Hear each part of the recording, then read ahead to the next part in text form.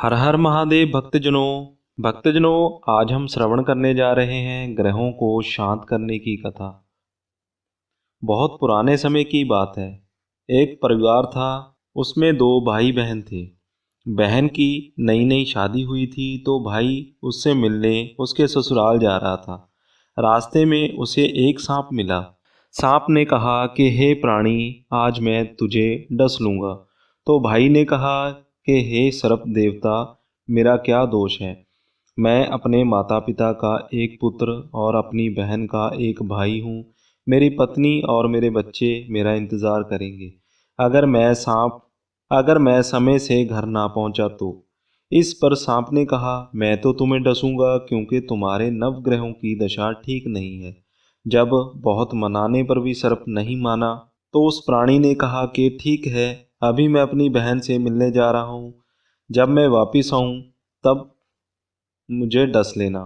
सांप ने कहा कि नहीं, क्या पता तुम आते वक्त इस रास्ते से वापस आओ या ना आओ।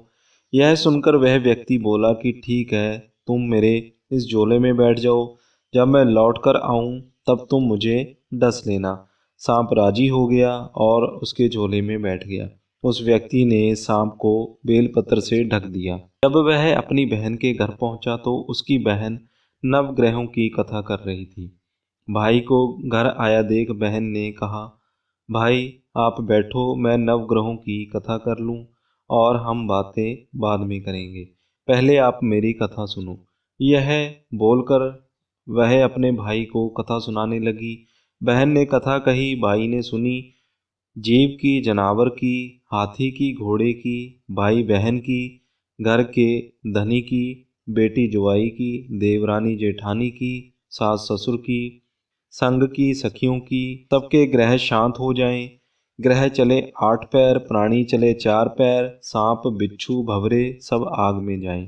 कथा करके वह खड़ी हो गई।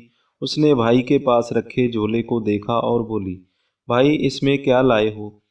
इससे पहले भाई कुछ बोलता वह झोला अंदर ले गई। जब उसने देखा तो झोले में रखे बेलपत्र फल बन गए और सांप कीमती हार बन गया। फल उसने बच्चों को और सबको खाने के लिए दे दिए और हार पहनकर बाहर आई। बहन के गले में चमचमाता और सुंदर हार देखकर भाई ने पूछा, बहन इतना कीमती हार तू कहाँ से ले आई। बहन बोली, भाई आप ही तो मेरे लिए लाए हो। झोले में फलों के अलावा यह हार भी था। भाई बहुत हैरान हुआ और बोला, बहन उस झोले में हार नहीं बल्कि मेरी मृत्यु का सामान था। उसने अपनी बहन को अपनी सारी घटना बताई। भाई बोला, यह तेरी कथा का प्रभाव है। जो सांप हार बन गया यह तेरा भाग्य है, इसलिए यह हार तू ही रख। तेरे कारण ही आज मेरे प्राण बचे हैं। जब भाई बहन के घर से जाने लगा तो बहन ने कहा, भाई तुम्हारे नवग्रहों की दशा ठीक नहीं, इसलिए तुम घर जाकर पत्नी और मेरी भाभी से बोलना कि वो नवग्रहों की कथा किया करे। भाई अपने घर पहुंचा और अपनी पत्नी से बोला कि हमारी नवग्रहों की स्थिति ठीक नहीं, इसलिए हम नवग्रहों की कथा किया करेंगे। मैं कथा करूंगा, तुम सुनना। तुम कथा करोगी, मैं सुनूंगा। यह बोलकर उसने अपनी पत्नी से कहा कि एक लोटा जल, चावल और चीनी ले आए। कथा शुरू करी। जीव की, जानवर की, हाथी की, घोड़े की, भाई बहन की, घर के धनी की, बेटी जुआई की, सास ससुर की, देवरानी जेठानी की, संग की, सखियों की, नवग्रह शांत हो जाएं। ग्रह चले 8 पैर, प्राणी चले 4 पैर, सांप बिच्छू भंवरे सब आग में जल जाएं।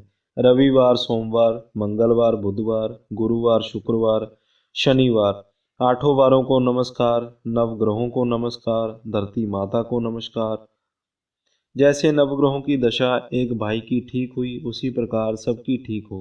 यह कथा जो कोई सुनता है, जो सुनाता है, उस पर नवग्रहों की कृपा रहती है और उसके नवग्रह शांत रहते हैं। दोस्तों, ये थी नवग्रहों को शांत करने की कथा।